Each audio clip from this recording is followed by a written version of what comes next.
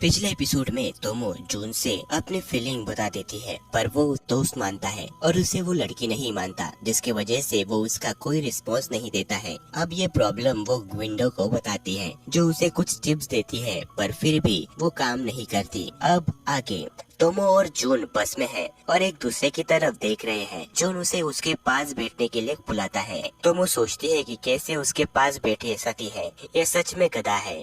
वो अभी भी मुझे लड़का ही समझता है। जून उसे फिर से आवाज देता है, जिसके बाद तोमो वहाँ बैठने के लिए चली जाती है, पर तोमो को ये कंफर्टेबल नहीं लगता, जिसके कारण वो जल्दी से वहाँ से सरक जाती है और उठती है, ये कह कर के मैं यहाँ पर बैठूंगी नहीं। पर जून उसे फिर से बैठने के लिए नहीं कहता। तोमो कहती है कि क्या है, वो मुझे फिर से बैठने के लिए नहीं कह रहा और खुद भी नहीं उठ रहा। तभी तोमो रियलाइज करती है कि उसके पीछे कोई है जो उसके स्कर्ट को हाथ लगा रहा है। उसे लगता है कि पीछे मुड़कर उसे एक पंच मारे, पर ऐसा नहीं कर सकती। अगर उसने ऐसा किया तो उसे बताना होगा कि उसने उसे क्यों मारा, जिसकी वजह से वो ऐसा प्रिटेंड करती है कि उसके साथ कुछ भी नहीं हो रहा। जून उसके तरफ देखता है और उठकर तोमो को साइड करके उस बंदे को पकड़ लेता है और कहता है कि तुझे मरना है। उसके बाद ये दोनों साथ में स्कूल जा रहे होते हैं। तोमो बताती है कि जून ने उस बंदे को पुलिस के हवाले कर दिया है, वो मेरा कितना ध्यान रखता है। जून उसके साथ बात कर रहा होता है, पर तोमो उसकी तरफ ध्यान नहीं दे रही होती। जून उसे एडवाइस देता है कि उसे स्कर्ट नहीं पहननी चाहिए,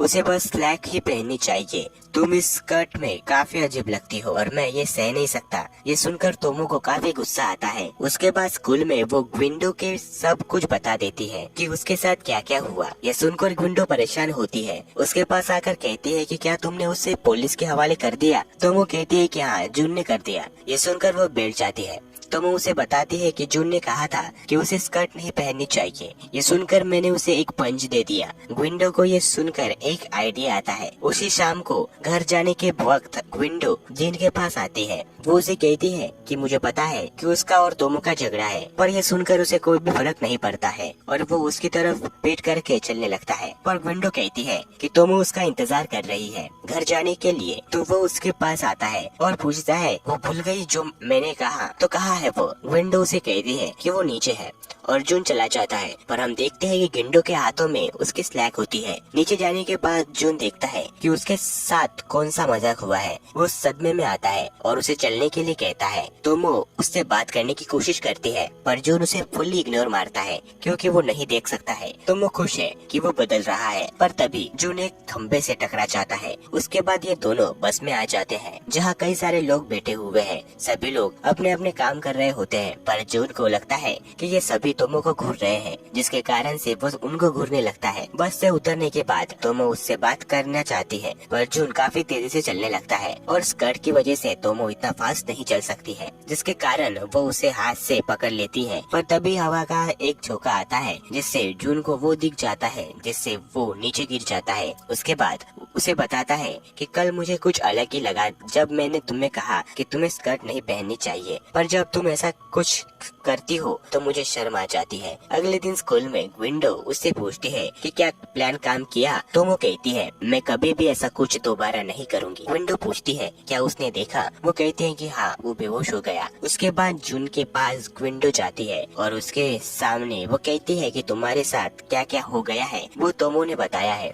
वो भी थोड़ी नाराज है, पर जून कुछ भी नहीं सुनना चाहता और वो उसके सर पर उंगली मार देता है। लंच का ब्रेक होता है, तब जून तोमो को देखता है, पर पहले वो प्रिपेयर होता है और लंबे सांस लेकर तोमो के पास जाकर उसके गले में हाथ डालकर उसे खाना खाने के लिए चलने के लिए कहता है। ये देखकर विंडो मन में ही हंसने लगती है। उसके बाद तोमो और विंडो क्लासरूम में होती है, जहाँ एक नया कैरेक्टर आता है जिसका नाम होता है कैरल, जो कि एक परदेशी होती है, यानी कि विदेशी नहीं होती, वो परदेशी होती है। वो यहाँ काफी पॉपुलर है। यहाँ के सभी लड़के उससे दोस्ती करना चाहते हैं। तोमो विंडो से पूछती है कि इसे तो कोई भी दोस्ती करना चाहता है, ये कैसे? वो बताती है क्योंकि वो एक फॉरेनियर है और उसे इंग्लिश आती है, और दूसरी बात वो सॉफ्ट और स्मार्ट है। जिसके बाद तोमो सोचने लगती है कि वो सॉफ्ट है किसी कैंडी की तरह। तभी उसे मिसाकी और कैरल साथ में दिखाई देते हैं। कैरल मिसाकी से काफी चिपक रही थी। मिसाकी तोमो को आवाज लगाता है। तोमो उससे पूछती है कि कैरल के साथ तुम क्यों हो, जहाँ मिसाकी बताता है कि कैरल उसके रिश्तेदार है, इसी वजह से वो दोनों दोस्त हैं। पर कैरल कहती है कि वो उसकी पत्नी है। तोमो कैरल से पूछती है कि क्या वो मुझे जानती है, जहाँ कैरल कहती है कि मैं अपने क्लास के लड़कों पर ध्यान नहीं देती। ये सुनकर तोमो कहती है कि तुम पागल हो, तुम्हें मेरी स्कर्ट नहीं दिखाई दे रही, मैं भी लड़की हूँ। मिसाकी कैरल की तरफ से उससे माफी मांगता है, पर कैरल तोमो को हाथ लगा कर देखती है कि आखिर वो सच में लड़की है ना। उसके बाद वो हर जगह उसे डमी डमी कहने लगती है। उसके बाद कैरल विंडो के पास जाकर तोमो के बारे में उससे पूछती है। विंडो कहती है मैं तुम्हारी मदद क्यों करूं, तो वो उसे केक का ऑफर देती है, जिसके बाद वो मान जाती है। पर विंडो का प्लान उसे यूज करने का होता है। कैरल पूछती है कि वो कैसे तोमो को हरा सकती है। ये सुनकर विंडो कहती है कि तुम उसे ऐसे तो नहीं हरा सकती, पर एक बंदा है जो तुम्हें उसे हराने में मदद कर सकता है। उसके बाद वो जाती है जून के पास। वो उसे बताती है कि उसे विंडो ने भेजा है, पर जून को इससे कोई मतलब नहीं है। पर जब उसे पता चलता है कि कैरल उसके पास स्ट्रांग बनने के लिए आई है, वो किसी को हराना चाहती है, तो वो उसकी मदद करने के लिए मान जाता है। क्लास खत्म होने के बाद वो कैरल को आवाज लगाता है ट्रेनिंग के लिए। इसे तोमो देख लेती है और वो विंडो से पूछती है कि ये चल क्या रहा है, क्या ये दोनों डेट पर जा रहे हैं, पर उसे इसका जवाब नहीं मिलता है। यहाँ जून कैरल को ट्रेनिंग देना शुरू करता है कि कैसे दौड़ा जाए। थोड़ी दूर जाकर ही थक जाती है। दूसरी तरफ कराटे क्लब में तोमो उनके बारे में ही सोच रही होती है और वो इस सोच में सबको पछाड़ देती है।